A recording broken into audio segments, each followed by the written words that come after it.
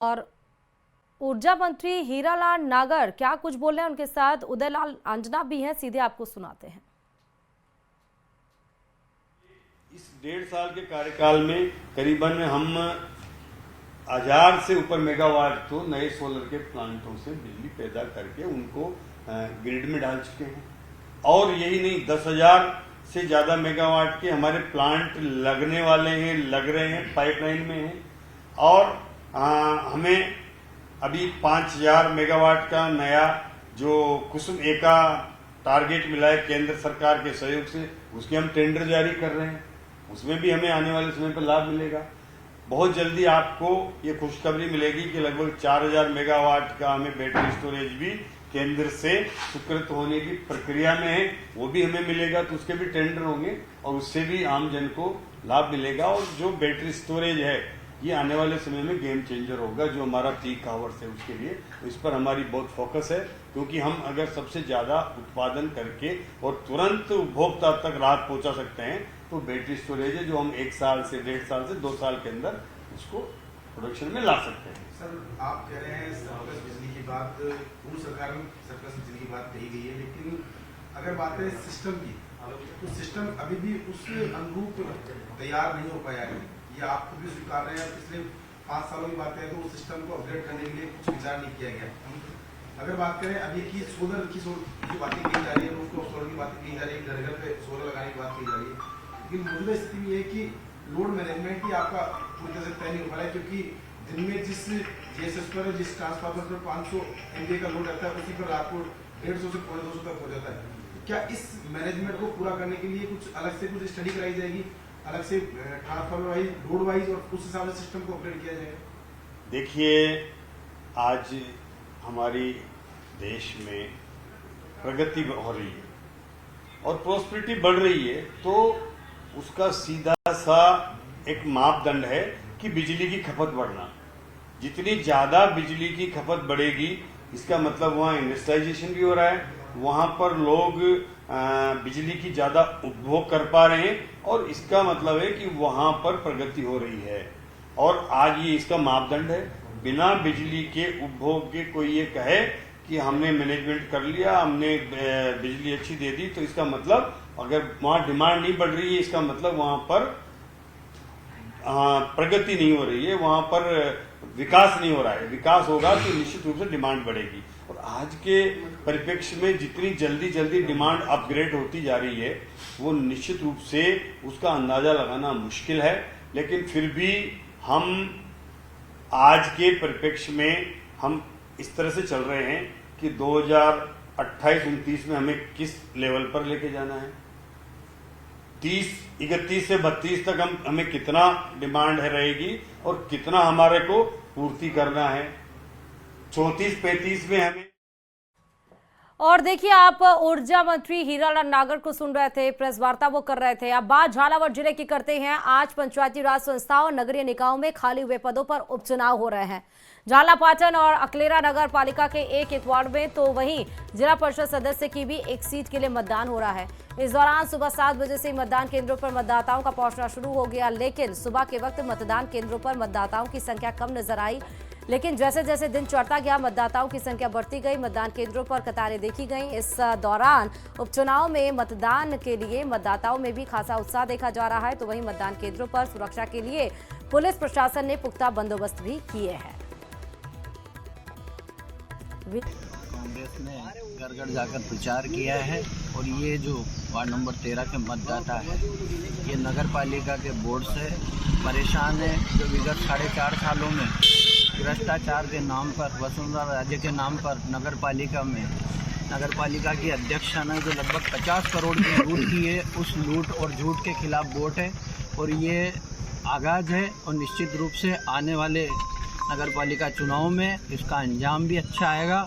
चुनाव अच्छा चल रहा है, मतदान अच्छा हो रहा है, प्रशासन की व्यवस्था भी ठीक है। कौन से वार्ड का उपचुनाव है अपने यहाँ? ये वार्ड नंबर 13 का चुनाव है, और पुलकित अग्रवाल हमारा प्रत्याशी भारतीय जनता पार्टी का एक तरफा मतदान हो रहा है बीजेपी के पक्ष में। चलिए अजमेर की सुभाष नगर सब्जी मंडी की आपको खबर बता रहे हैं। सब्जी किसानों और टेम्पो चालकों के बीच में विवाद हो गया। विवाद के चलते किसान लामबंद हो गए और सब्जी मंडी का गेट बंद कर विरोध जताया गया है। सूचना पर रामगंज थाना पुलिस मौके पर पहुंची है। किसानों से बातचीत कर मामले की शांति की कोशिश की गई है। किसानों ने टेम्पो चालकों पर आए दिन मारपीट करने का आरोप लगाया है। बीच रास्ते में टेम्पो खड़े कर उन्हें परेशान किया जाता है।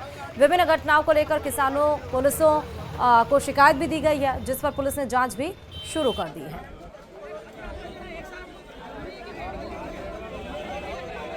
जस्ट क्या टेम्पो खड़ा था तो उसको हटाने के लिए बोला तो हटाया नहीं और आते ही 5-7 जने मेरे को मारने लग गए। मैं गाड़ी पे बैठा था। जी कौन लोग हैं और क्या हुई थी बात कुछ नहीं हुई थी सर उनसे तो, और वो आते ही मेरे को मारने लगे। टेम्पो हटाने के बोला तो वो बोले तेरे बाप का थोड़ी है। आज एक किसान जो खानपुरा से मेहनत करके फसल तोड़ के लेकर मंडी पहुंचाने आया था, तो उस उपरांत कुछ टेम्पो चालक है जो इनका गुंडा राज है। आए दिन ये हाथों में चांदी के बड़े बड़े कड़े पहनकर कभी किसानों के सिर फोड़ देते हैं, कभी क्या इनकी आए दिन की दादागिरी है। तो आज एक किसान आया तो उसने कहा मेरे को सब्जी बेचनी है, आप टेम्पो को साइड में करो। तो जिस उपरांत वो दादागिरी से उतरा, तेरा बाप का रोड है क्या।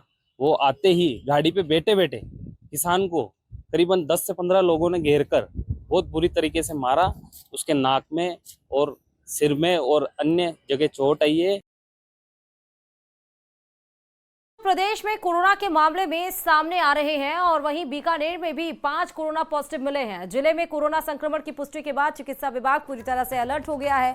पीबीएम अस्पताल में कोरोना की जांच करने के साथ ही एमएससीएच विंग के मरीजों के लिए 20 बड़े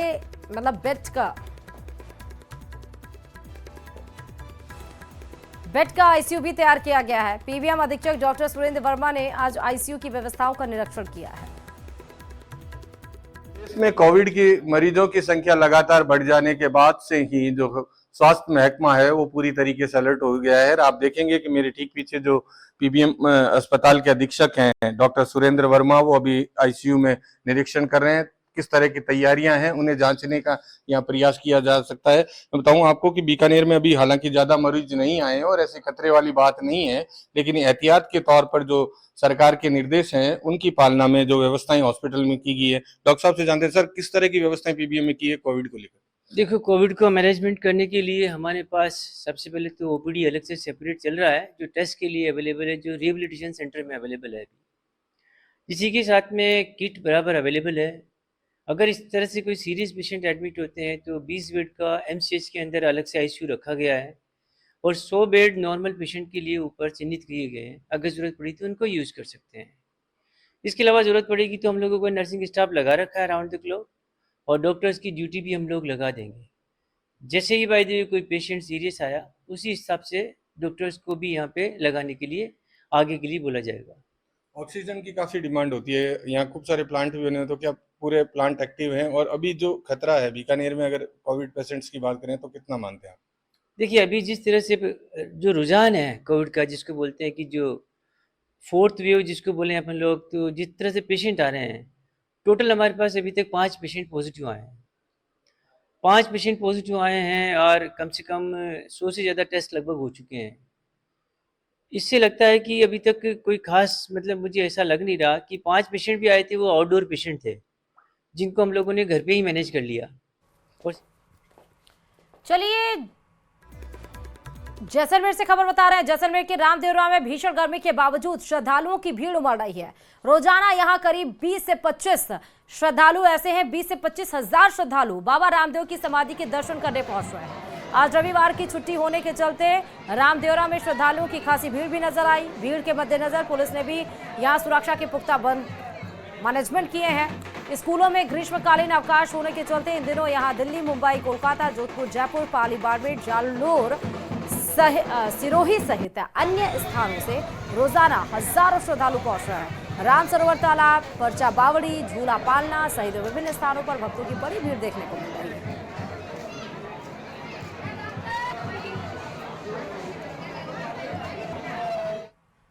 चले बात दौसा से बड़ी खबर की। कांग्रेस नेता सचिन पायलट जिरोता पहुंचे हैं। राजेश पायलट स्मृति स्थल पर उन्होंने व्यवस्थाओं का जायजा लिया है। 11 जून को राजेश पायलट की पुण्यतिथि पर यहां पर श्रद्धांजलि होगी, मतलब श्रद्धांजलि सभा होगी। पहली बार पायलट श्रद्धांजलि सभा की व्यवस्थाओं का जायजा लेने पहुंचे हैं। 25 साल में पहली बार व्यवस्थाओं का जायजा लेने के लिए खुद सचिन पायलट पहुंचे हैं।